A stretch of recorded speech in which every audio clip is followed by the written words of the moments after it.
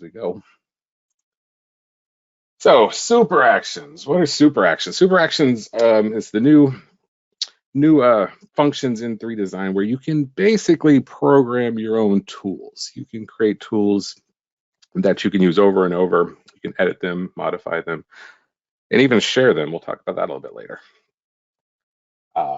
So first of all, let's just take a look at the new super action workbench. So I'm going to jump into a new document here, new file. And as you probably are aware, the Super Action Bench is the new 4th bench over here in the Solid Tools module. And if I click on that, just like I said, a quick overview. Not a whole lot of buttons in here, so not too many to remember. The first one is in the creation section. Here's where you create your super actions. This is going to open up the super action panel. You'll be able to start putting your super actions together. This little FX symbol here is for variables. Variables is when we get into more advanced super actions and you want to add some variables to your super action. We'll get into that too. Item picking, a little easier to explain. You can create super actions from existing items, but sometimes you want to be able to pick an item, just like we do with our other tools in 3 Design. You want to pick an axis, a curve, a solid object, a surface, things like that. Your delete button, of course, is if you want to delete a super action. I'm actually going to delete these here so I can start fresh today. And then your locking and unlocking of super actions. So you lock them so that you lock them into actual tools that you can use, and you unlock them to be able to edit them. So you'll see that as we go. So pretty simple workbench. There's not a whole lot of, you have to worry about learning a bunch of tools in that aspect. Most of it's going to be done through the super action control panel. So let's start our first super action. We're going to start with a very simple super action. That's the fun thing about super actions. They can be very complex, but they can also be really, really simple things. Anything that you want to have a tool for that you do over and over again, you can make a quick tool for it and be able to access it at any time. So the first super action we're going to make is a half a sphere. Simple as that. I'm going to take a sphere, and it's just going to be a little 5mm sphere, centered, and I'm going to add a cut and delete to it. Okay. I want to choose along a plane and cut along this plane here, and that's about it.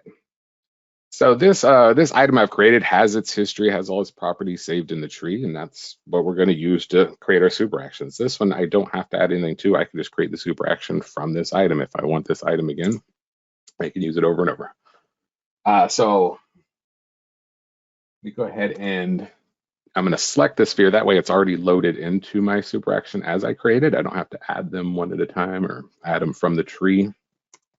I just click on that and you can see it's already been added.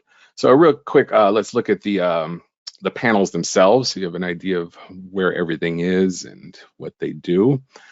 So your control buttons across the top, some of these will be familiar. You have your validate check mark, your cancel with the X, the preview or recompute in this case kind of does the same thing. It will usually update depending on your super action.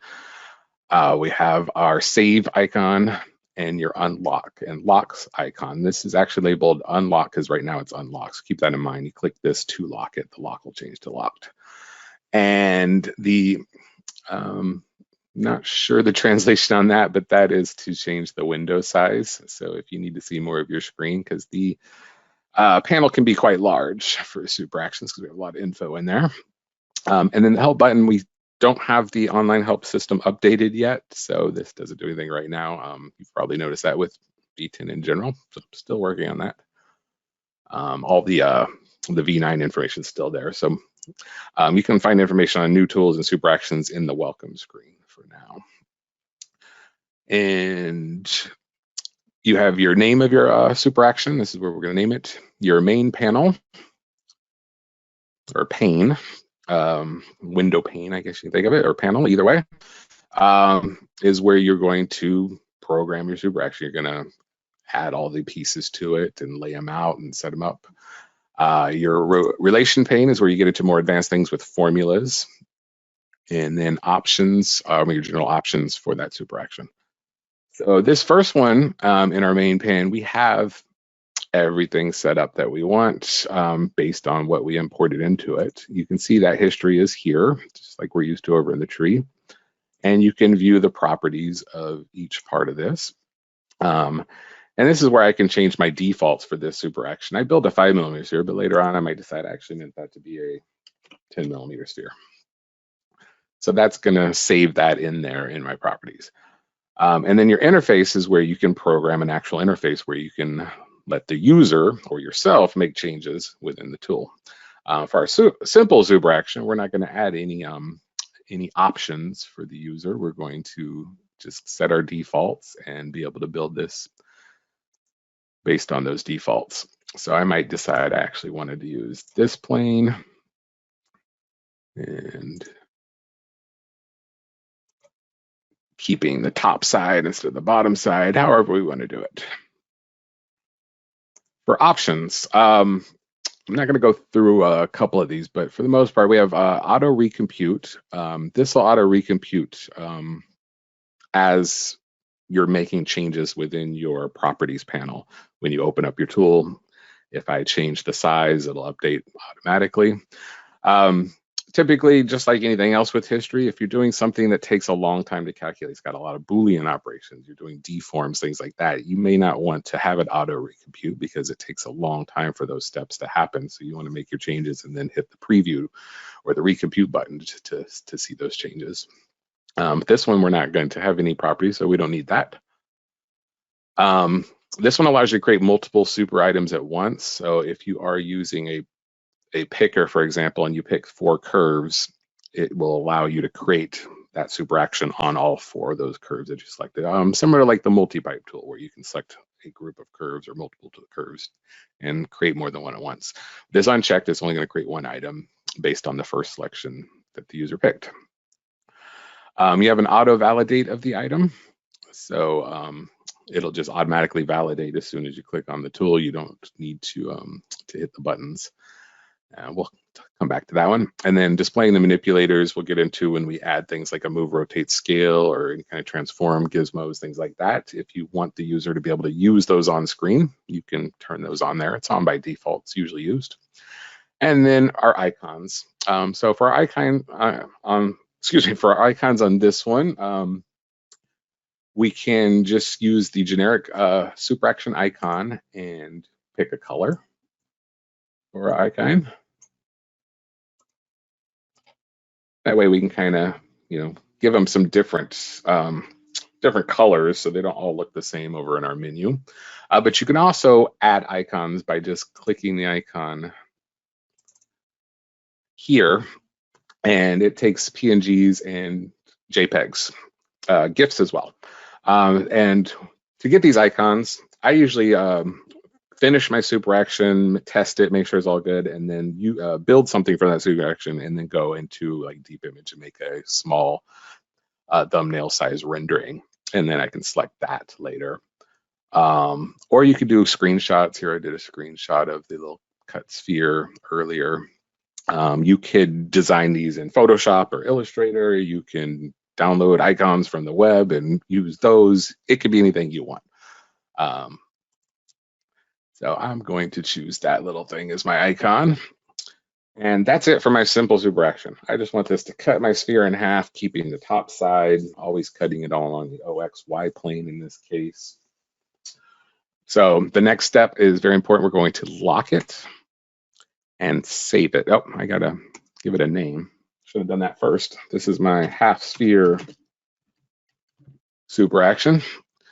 So lock it, save it, and then you can validate or cancel. Either way works. If I validate it, it's going to go ahead and create whatever this super action is supposed to create. Some things you won't be able to validate because you're waiting on input from the user in your, the way you built it. So like I said, it doesn't really matter. Once we save it, saving it is what keeps it as, a super action. Either of these is just like if you used any other tool, we can validate or cancel out of it. So you can see if I cancel, back to the original one that I started with. And then the next step you want to do is test your super action. Always test them. And it's a very good idea to do that in a new file. Good habit to have. Just start with a fresh file. That way, anything that might be selected or stuck in memory or part of that super action doesn't get mixed up with the one you just created. It's kind of the same with when you save something in the library and then you try to import it back into the same file. Things can get weird. So good idea is to just go ahead and finish it up. You can save that original file if you need to. I didn't because it was just a sphere cut in half. And we test out my super action. It's working exactly like I expected. There's my 10mm sphere cut in half, saving the top side. I didn't program in any properties, so I only have the choice of validating or canceling out of this. So again, I may not need that properties to even come up. If all I want is to get this exact half sphere every time I need one, I can go in here and first of all unlock my super action by drag and dropping it onto the unlock symbol. Now when I click on it, I can go right back into editing, and I'm gonna go ahead and turn on that automatic validation for this one. I'm gonna relock it, save it, and either validate or cancel out of that. And then again, I'm gonna go to my new file, and we'll test that. And now you can see with the auto validation, I don't even get the properties window. There's my item, my super action. Okay. When you use super actions in this case, it's a lot like kind of like saving it in the library. Not much difference there. I guess the biggest difference is this would be tools that I really use over and over and over again. I want to quickly access it right here from my menu. And also knowing that I can edit it. If I do later decide I want to change up that tool, I can unlock it and re-edit. So, where with library, even with the ones with history, I would have to go in and open up the original file, resave it into the library as a new object. So it's a little different, but similar in this case, if that's all we're using it for.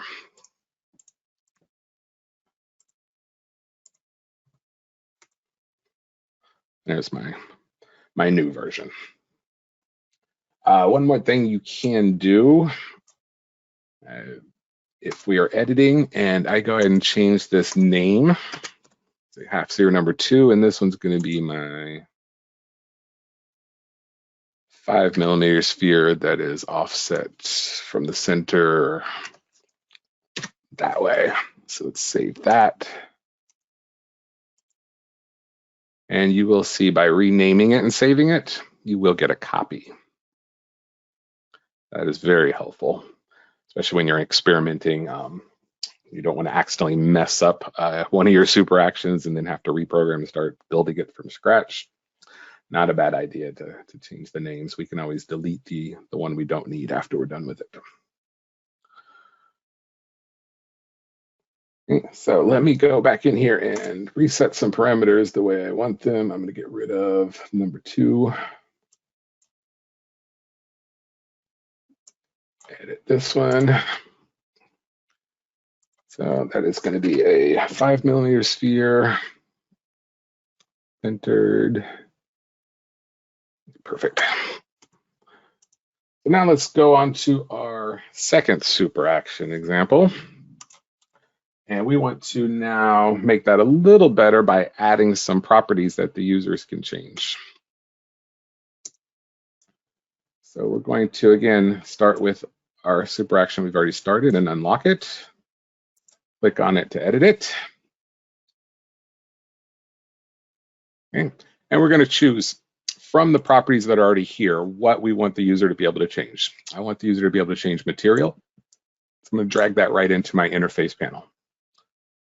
I also want them to be able to change the location.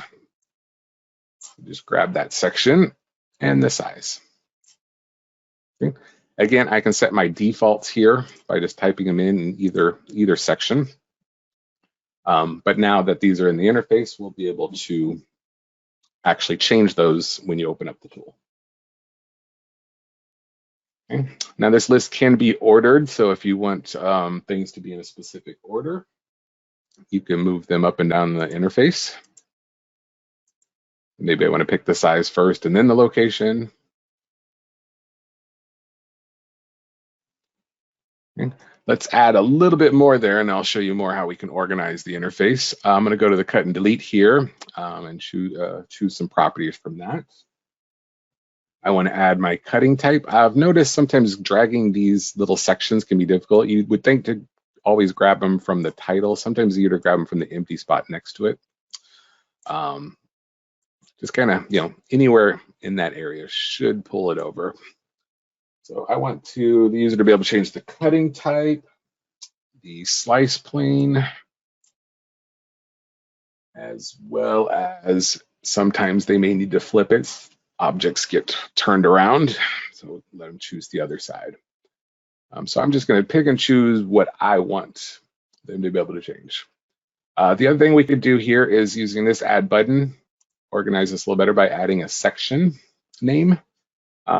So I'm going to say cut item for this section. And then this is very important. Make sure you hit tab to create that section. If you hit enter, it will validate the whole panel for you. So be very careful with that. And we hadn't saved at that point. So just like any other field in 3Design, tab to accept the field, enter to accept the whole thing. So I got my section in here. We're going to move that up the list. My cut items. I'll add one more section, why not, for item size. And we'll place that right there. And here's my interface. Just like that, I've programmed a tool with some options. So again, we're going to rename this. This is going to be, that's still half sphere. We're good at that. We're going to lock it, save it, and either validate or cancel. We'll go into a new file. Again, if I've got other stuff in that file that I'm creating this from, don't forget to save that as well. But we're going to go to a new file and test it out. Oh, and what did I forget? I still have it on auto validate, so that's not helpful. Yeah, unlock that and fix that here. I'm going to go to options and turn off that auto validate. I can probably use my auto recompute since this is not a lot heavy processing going on here. It should auto compute no problem. So lock, save, cancel out of it. You'll see me do that over and over. All right, so now it's building my half sphere at the defaults that I had typed in, but I can now change those. So if I want to change the material, the item size, okay. We could change the cutting type. Maybe I don't want to use the plane. Choose what side we want to keep or delete. Now, sometimes the with the auto or with the recomputing, it doesn't always update. Sometimes it helps to switch to different parts, and then you can get to see a little better preview. It's a little weird like that because it works a little differently than a tool that's programmed with everything in the background. It's just using the history. But we can see, we can change all our options and then validate that. And my half sphere is built. And this is like any other item that I build into the tree. I can double click and re-edit it and make changes. We can then add other tools on top of that, et cetera, et cetera. So there's our second super action with some options.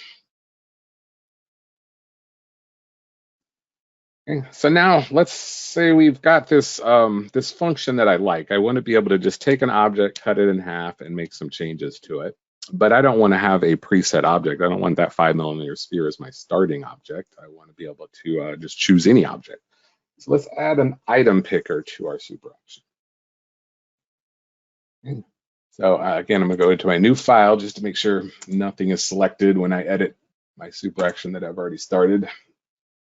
And we're going to unlock it and then go into editing. Okay, so I'm going to go ahead and rename this to item cutter.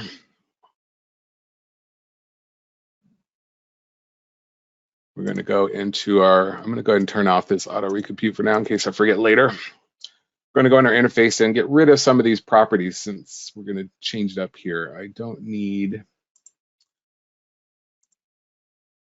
this anymore. These are all linked to that sphere, so we're going to change it up to use something else.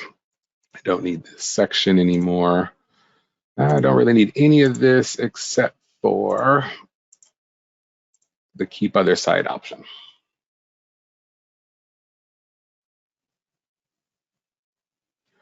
Okay. I'm gonna go in here and make sure my other defaults are set the way I want. I want this to be along a plane. Still, it's the OXY, keeping the top half by default. So that's good. And we'll get rid of the sphere in a moment, so that's fine. Okay, so we're gonna add some tools inside of our interface. You can actually build everything right here in this tree if you kind of understand the logic of building things just with the tools and not having to do it on the screen exactly. So I now want to add a move, rotate, scale in here. So I'm just going to drag that right in, and now it's inside my tree over here. And from the super action menu, I know I want to be able to add an item picker.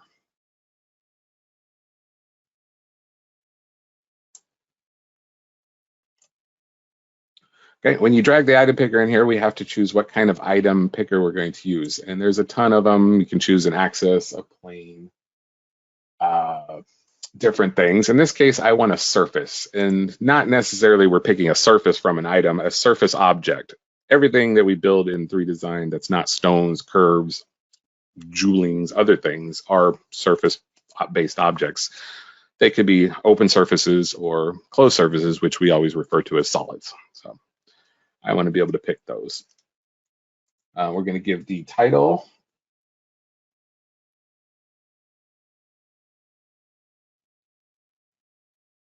and this is going to be what it shows in the interface. I'm telling it to, pick your object, validate that. So I've got everything I need here. Now we just need to swap some things around so that we're using my item picker instead of the sphere we originally started with.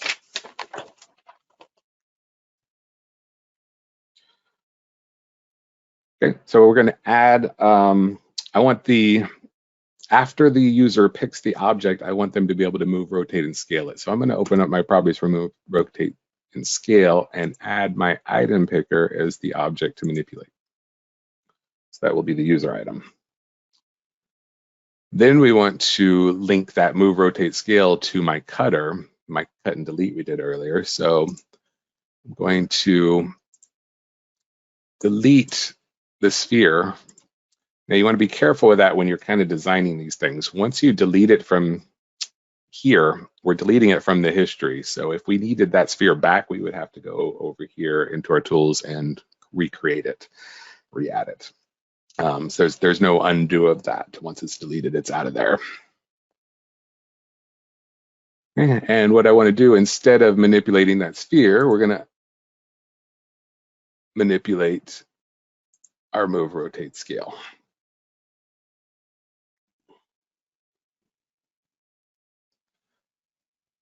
Okay, so now if we look at our history, we should see user's going to select the object, then there's a move, rotate, scale on top of that, and then it'll get cut in half based on the parameters I select. So let's set up what user controls we want to have. So I've got my cut and delete set already. The only thing I really need is to keep other side for this one. For my move, rotate, scale, I want the user to be able to use the move, rotate, scale manipulator and be able to, delete that. If you grab right here, you can get the entire tool. So that would include move, rotate, and scale, and that'll show the manipulator. Don't need anything from there. And then very important, we need the user to be able to pick an object. Let's get that in there. So I probably want that first. Pick their object, choose their material. They can fix which side it's cutting from, and then be able to move, rotate, and scale it any way they want. I think that's everything I want in this tool. So I'm going to go ahead and do my lock, save. And now you can see there is no validate because it's still waiting for the user to pick an object. So just like any other tool, if everything's not in there, we can't validate it, but that's okay. It's saved. Everything looks correct. We can test it. We'll just cancel it. And I will start a new file. And obviously we want to give it an object to test. So I'm going to, let's say, let's do a torus here. And then we go over to our super action, which is our item cutter. And if I launch it with nothing selected, just like any of our other tools work, you can see that it's missing my pick object. So I can go over here and pick it. Now, the other kind of funny thing with super actions and how they're a little different than our regular tools is, in this case, it did not hide or use up the torus. That torus is still separate in its history from this. So it's a good habit to go ahead and hide the original. I'm gonna have to do some troubleshooting here because my cutter is not working.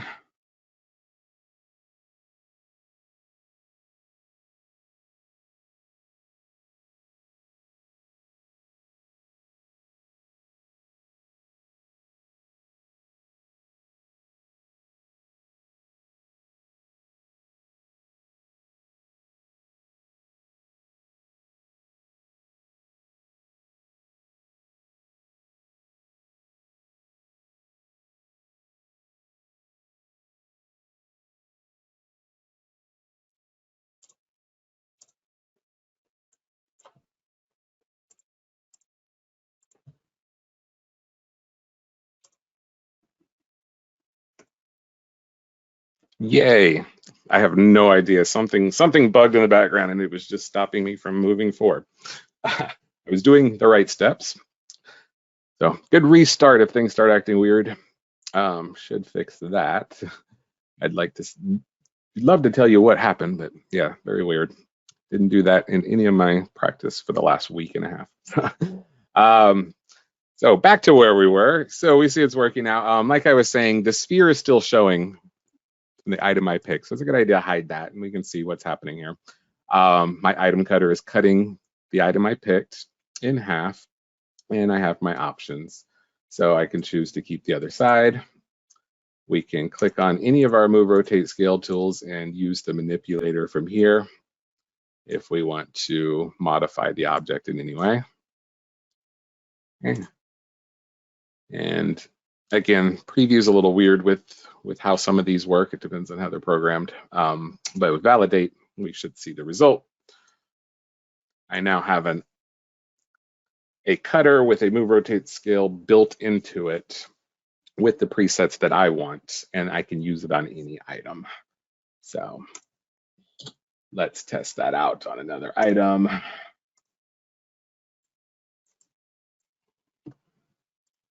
And there we go.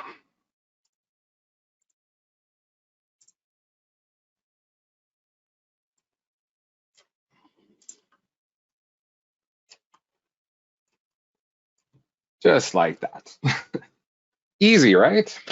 All right, moving on from that, we have one more thing I want to talk about, and that is introducing a little bit to variables. We're not going to get into some crazy scripting and coding where we're going to do a bunch of formulas and all that, right? Yeah, we got to get the basics first and practice those. But I do want to introduce you and what you can use the relations pane for. Some basic scripting. I want to do some custom fields for my tool. I don't want to have to use the manipulator and have it random. I want to set it to very specific things. So we're going to go into a new file again. And we're going to edit our item cutter. And this is going to be my super cutter, or my advanced cutter, whatever I want to call it.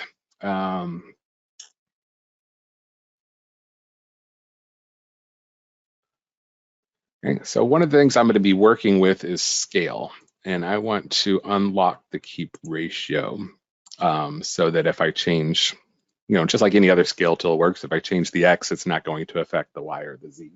So a non-uniform scale. Okay.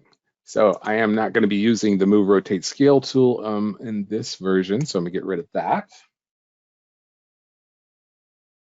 Okay. And now we're going to add my variables. So this is where it gets to get into a little bit of scripting. My first variable that I want is going to be a length variable. So I want to be able to put this into my code and match up with maybe an XYZ or a millimeter length, something like that. So I'm going to call this first one width. Okay, so I got my first variable in there. I'm just going to repeat that for length. And repeat that for height. So those are going to be my three variables I want to use in my formula.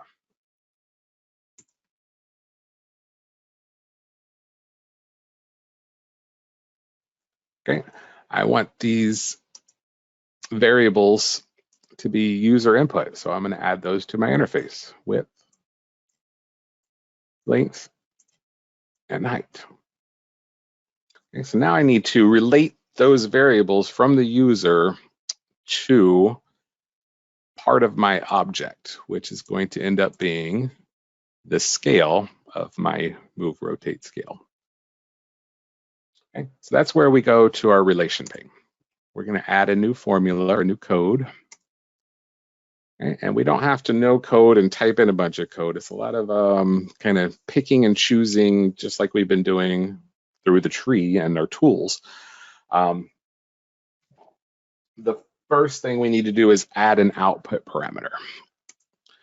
And that output parameter is where we're going to send that data to. I'm going to send that data to my move rotate scale tool and to the new size of my object. Okay, so we can see here in the script output, the size bounding box is where that is in the code. So we don't need to know that. We can get that information from the interface here.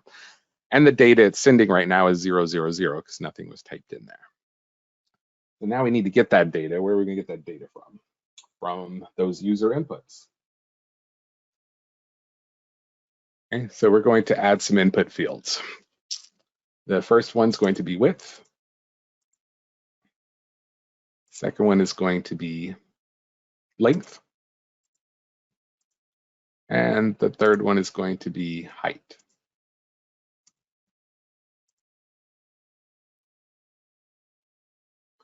Okay, so now we need to put those into the script. And again, I can type all that if I know all of that off the top of my head, but I just want to tell it size of the bounding box equals, oh, sorry. There are three parameters of a bounding box. That's the X, Y, and Z, 000 down here. I want to get that, or specify that. My size of the first parameter of my bounding box, you place that in regular brackets. And I want that to be equal to the input that the user puts in for length. So I'm going to select that. Okay. I'm going to repeat that for the other two parameters. So size my bounding box for number one. Now, when you're working with code, you don't start with 1, 2, 3. You always start with the number 0 as your first of anything. Math gets a little weird in programming. So my first one is 0, 1, and then 2.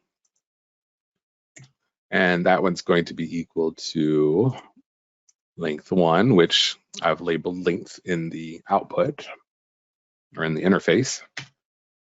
And then size bounding box 3, or number 2, equals length 2. Okay. So this is going to be pulling the data from here. Now I've got some code error here. Every line of code in my script needs a semicolon at the end of each line. That tells it to end that line and go on to the next one. Okay, and if I hit the update script here, I can see my code is working by looking at the output. My input data right now, it's pulling length 1 and length 2 from my variables, those input fields over in the interface. Right now, there's nothing in those boxes, so it's outputting to my new size, my size bounded box, 0, 0, 0. So everything is working. We should be able to lock, save, and test this. Lock, save, cancel out of here.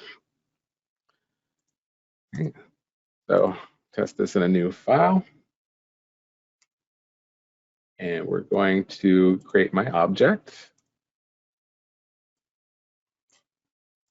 Doesn't matter what size it is, because that's what my tool is going to do now. So we just build an object. Go over to our super cutter. Okay, don't forget to hide this sphere so you can see here.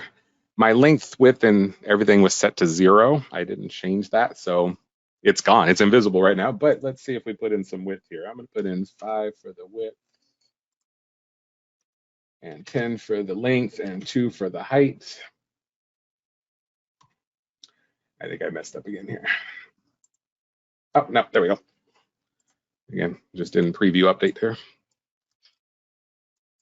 Okay, so now I can import my object into this tool and change its size. I think this will be nicer though if I start with an actual size. I left everything at 0. So let's edit that again. I'm going to go into a new file just in case.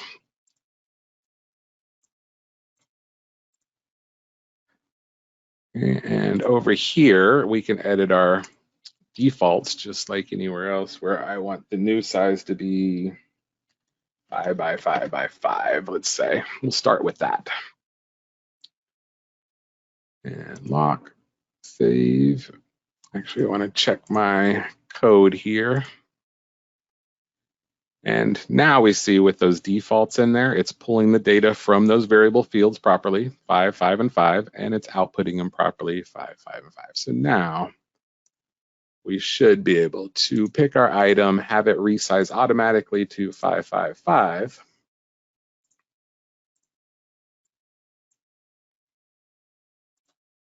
And then be able to change those sizes by just typing them in. So, bam. Hide the original here.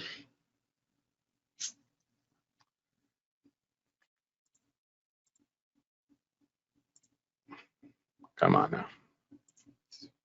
Here.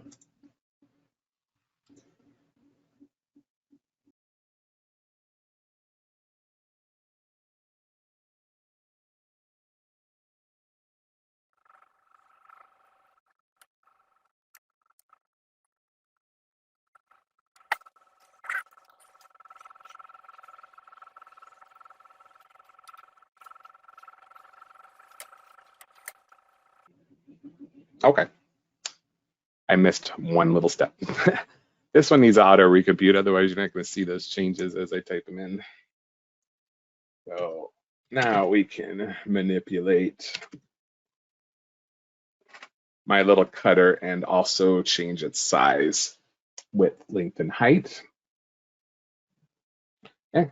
Now this is where the tutorial kind of demo video ends on the welcome page. I want to kind of take what we've learned and maybe add a little more to it, make it a little more functional than just a little cutter here. So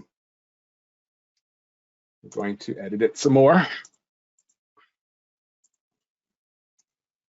this is a great way to build up your super actions. Start simple and then think what you can add to them. So we're going to unlock our super cutter. This is going to be my advanced super cutter. Actually, it's going to be, I'm going to use it to build little flowers. Okay,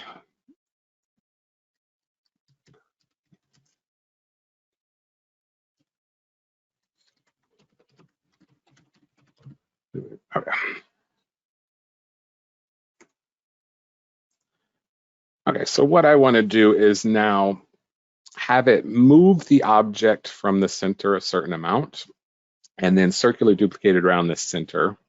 Do all of this in one step. So I need to start with another set of variables.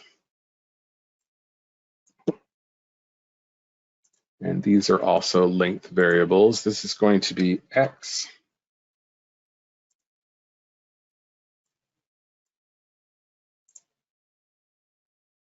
And this is going to be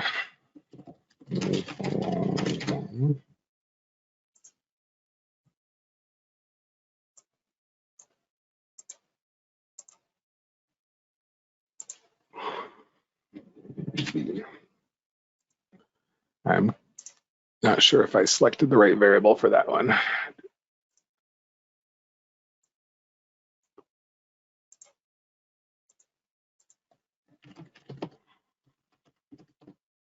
Move along Y. Okay, so those are my three variables. I want to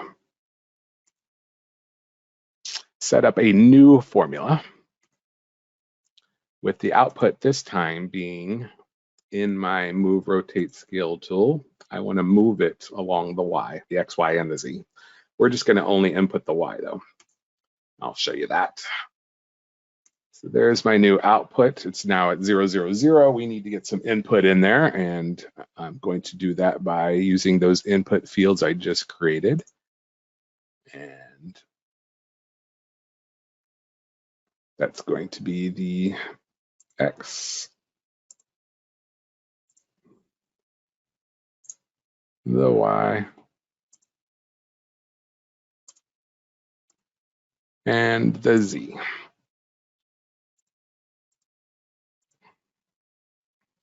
Okay, so now to think about the code, again, we're keeping to this simple code of our output equals this input. Nothing too crazy yet. So that's my translation, and that also has three parameters it needs, the X, the Y, and the Z. So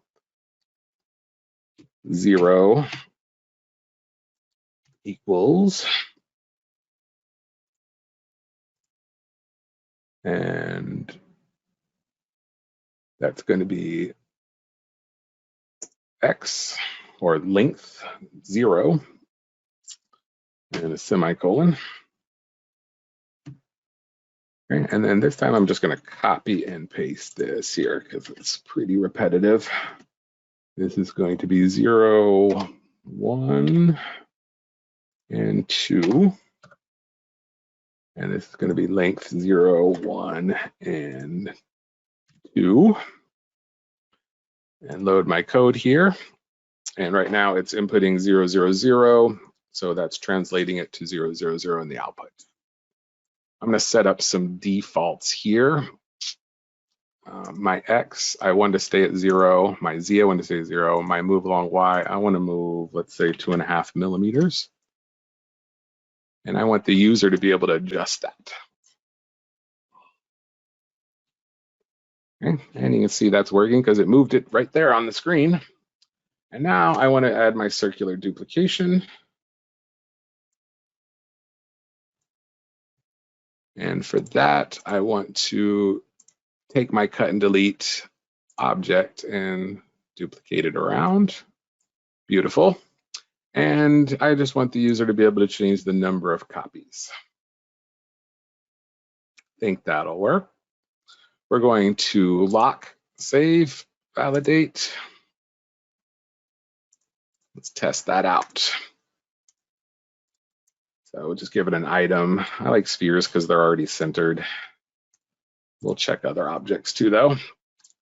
I'm going to hide it, so I don't have to worry about hiding it after I start the tool. And we're going to use our cut and duplicate tool that we've just created. And we're going to play around with my little leaf here by making it a little longer and thinner. And we can tell it how far to move from the center and how many copies we want.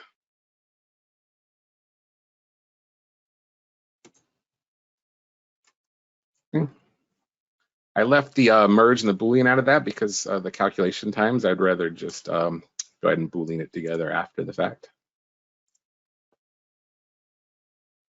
Should Boolean nicely. And we've just created a new tool.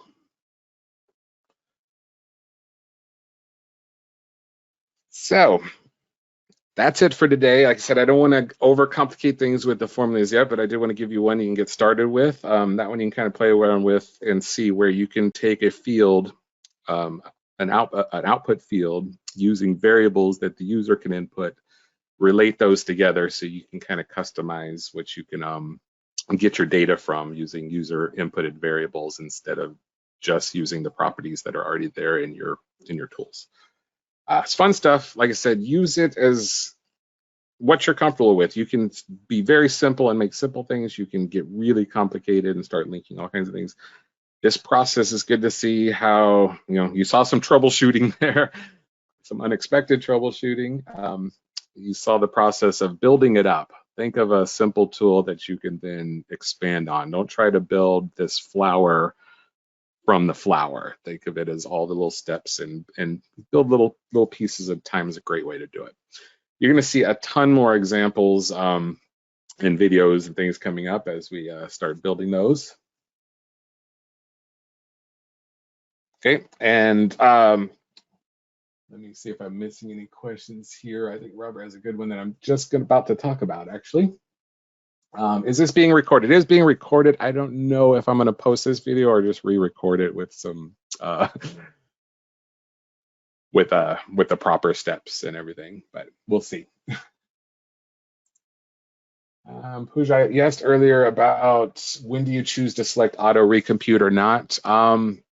It varies. You saw in this case, it was important that I selected it if I wanted it to update as I was changing those fields. Usually it doesn't hurt to try it one way or the other. If you've got Booleans, deforms, anything that takes a long time to calculate, probably best to leave it off if you can. And just because every time you update a single number in your properties, it could take 2-3 minutes to recalculate all that history. Just like when you recalculate your history tree, you want to make all your changes and then recalculate at the end.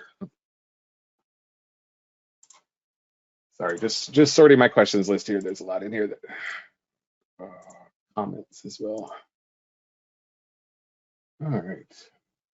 Haley says, very cool, can't wait to play. It is fun to play with. Don't be scared of it. You're not going to break it. You saw what happened today. I broke it several times. Just a restart. Worst case, you might have to rebuild your items. So have fun with it.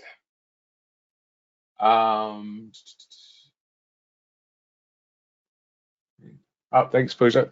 The last thing I want to talk about, Robert had a question. I have a desktop and a laptop. How do I sync these tools between my computers? Well, these tools are actually saved in your user folder.